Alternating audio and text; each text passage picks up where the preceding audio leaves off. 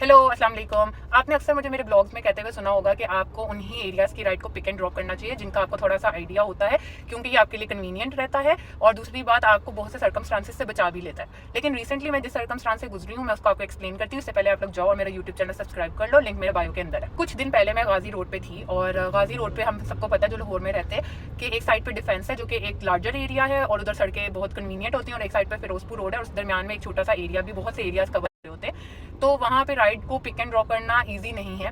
लेकिन जब मुझे एक राइड आई और उसने वहीं जाना था जहाँ मैंने जाना था, तो आई एक्सेप्टेड दैट राइड और वो एरिया मेरे लिए कन्वीनियंट था क्योंकि वो मैं एरिया से रिजेंबल करती थी, तो वहाँ पे मुझे पिक एंड ड्रॉप करने में आसानी थी। I accepted that ride.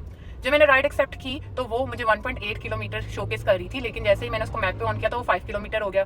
तो मैंने सबसे पहले फिर गाड़ी को चेंज किया उसकी डायरेक्शन को, ताकि मुझे मैप सही लोकेशन को शोकेस कर सके। तो फिर वो मुझे 1.8 किलोमीटर ही शोकेस करना शुरू कर दिया उसने। अब मैंने सबसे पहले ही राइडर से उसका नंबर मांगा था और राइडर को कॉल की थी, जो कि उसने कॉल अटेंड नहीं की ऐप पे, और नंबर उन्होंने मुझे दिया नहीं क्योंकि उन्होंने मेरे को मैसेज पढ़े ही नहीं। आगे सुनते जाए क्या हुआ। अब मैंने उनकी लोकेशन को फॉलो करना शुरू कर दिया। मेन रोड तक तो रास्ता ठीक था। जैसे ही उन्होंने मुझे गली के मैप ने मुझे गली में टर्न करने के लिए रास्ता दिखाया तो मैंने गली देखी तो वो बहुत ज़्यादा तंग गली थी। अब मेरा ये था कि मैं इनसे फिर पूछ लूँ कि कोई और रास्ता तो नहीं है। फिर मैंने उन्हें कॉल की, उन्होंने अटेंड नहीं की और मेरा था कि मैं राइड कैंसिल कर देती हूँ, लेकिन फिर स्टिल मैंने राइड को कंटिन्यू रखा। और जब मैं अंदर घुसी तो वो इतनी तंग गली थी कि सामने से एक ट्रैक्टर आ रहा था, जो कि मैंने उसके विजुअल्स बना लिए, तो मैं आपको शोकेस करूंगी। या तो वो गुजर सकता था या मैं गुजर सकती थी। अब मुझे एक साइड पे खड़ा होना पड़ा और पीछे जब मैं पार्क की एक साइड पे तो पीछे से बाइक में मेरी गाड़ी लग गई जो ऑलरेडी इतनी तंग गली पे पार्क थी।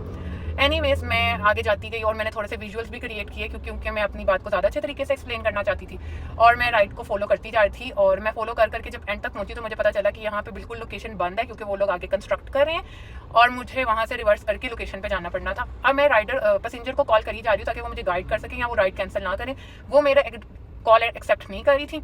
मैंने मोहल्ले के लोगों से पता किया, छोटे बच्चों से पता किया कि यहाँ से कैसे जाना है, उन्हें नहीं पता था। एक अंकल ने मुझे गाइड किया कि आप ऐसे करें, रिवर्स करें और सब समथिंग लाइक। अब वो चले गए और मैं जब रिवर्स करी थी तो वहाँ पे मैन होल्स भी कवर नहीं थे अभी, और my car was about to dig in that manhole. तो वो एक अंकल ने, शुक्र है, वो बचा लिया। वो भी मैं आपको दिखाऊंगी।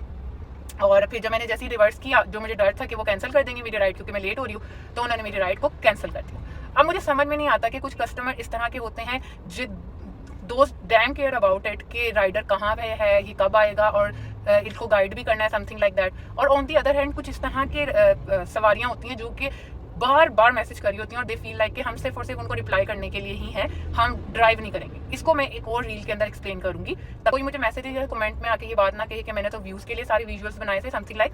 तो बेसिकली मैंने ये स्टोरी के लिए बनाए थे जो कि मेरे रील के अंदर यूज़ हो रहे हैं। तो काइंडली इस तरह के कमेंट मत किया करें।